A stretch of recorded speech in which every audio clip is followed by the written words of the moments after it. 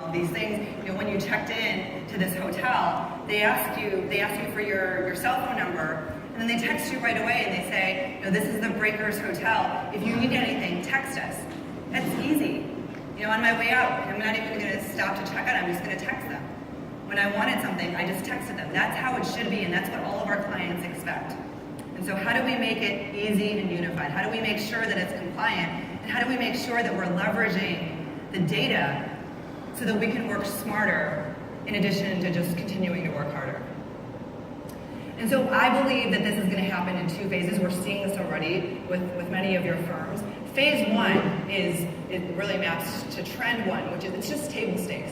Phase 1 is we have to get on these 4 critical channels. We have to be on social, we have to have a website, we have to be using email in these smart ways, and we have to be allowed to text.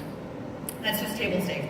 In our experience, the way that we learned that phase 1 works is it takes a village, right? Because of this regulated industry, we can't just get you up and running. What we've learned working with your firms is first we have to get marketing and compliance involved. Everybody plays a role. Marketing provides content, they suggest it for you, whether it's economic commentary from your firm's CIO, whatever the case may be, they have to be involved. Compliance has to be involved. They have to feel like they can check all the boxes and set the business rules for what can and can't be said so that there's guardrails there. And sales managers have to be involved. Branch managers, complex directors, we found that they have to help. They can play a very critical coaching, enabling, supporting role in all of this. And that, frankly, if they want to help continue recruiting the next generation of advisors, they have to be on these channels themselves. And then last but not least is you making sure that each one of you, as the heads of your practices, that you own this. A lot of you have a marketing person, you have an assistant. They can play a role in helping execute, but you have to own this strategy. Unless you're driving it, and unless you decide to make it part of your client engagement model, then it won't really be a game changer for your practice. But that's just phase 1. From there, once you figure out the digital table stakes, then you can start to work smart. And we've learned this with ours, but there's any number of ways that you can do this, where just like drivers today get driving directions, their suggested next best actions, you should be able to get to do the same. And again, there's multiple areas in your practices where you may want to leverage big data, and you may want to leverage predictive analytics, whether it's on the money management side or whether it's on the client engagement side. But the idea is, how do you harness the data that you will be creating from phase 1 and from trend 1 into ways that help you and your staff work smarter, in ways that really delight the client, the way that the client expects, because that's how they work with every other major business in their lives.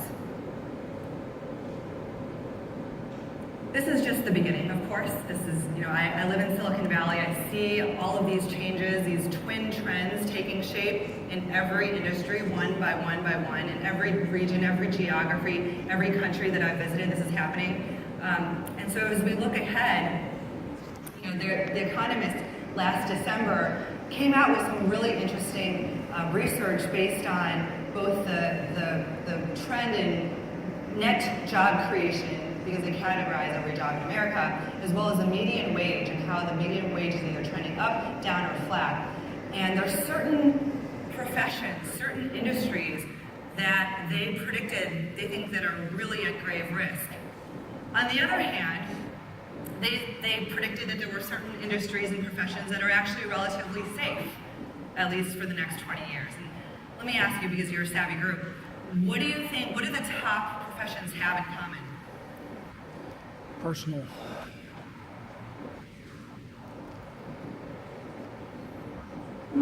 Any thoughts? Personal interaction. That's right, personal interaction. The jobs and professions that are safe, it turns out that the kinds of interactions that consumers of all segments and demographics want a human for are those that either literally or figuratively involve the human touch.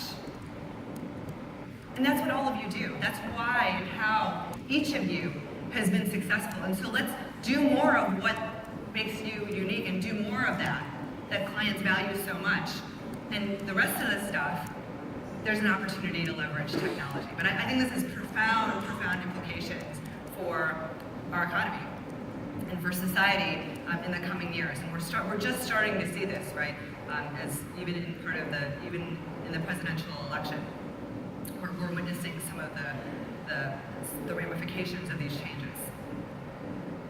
And so while it's true, in the next 24 months, we will add collectively more computing power than the sum total of prior history. Let's just think about that for a moment. So everything in the past added together, we're going to add even more than that in the next 24 months, and this just continues to happen. Moore's Law, other types of phenomena, etc. While that's true, I also believe that this quote from Albert Hubbard, and back then in the early 20th century, he was writing about the Industrial Revolution. I believe that this still holds, which is that one machine can do the work of 50 ordinary men, but no machine can do the work of one extraordinary man or woman. That's my addition. That's true, and this is what happens with predictive analytics. They create these winner-take-all markets. They amplify the success of those who are above average, and they amplify the failures of those who are below average. And at least for this group, you are the best of the very best. And so you have an opportunity, perhaps above all, and more than anyone else, to really take this and run with it and amplify the brands that you've created, amplify the impact you've had on your communities, amplify the work that you've been able to do with your clients from one generation to the next. And so with that, thank you so much for having me. I think we're going to open it for Q&A.